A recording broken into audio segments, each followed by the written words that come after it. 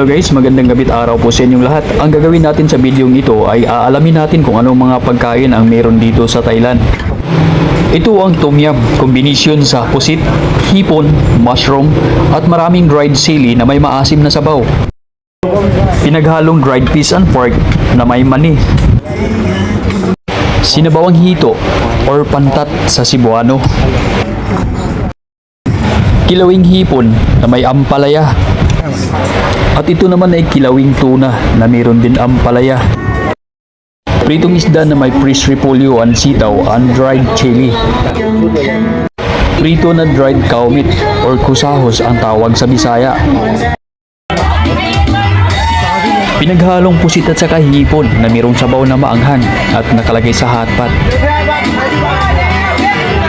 Kinilaw na talaba na mayroong matamis at maasim na sausawan at mayroong talbos ng batilis.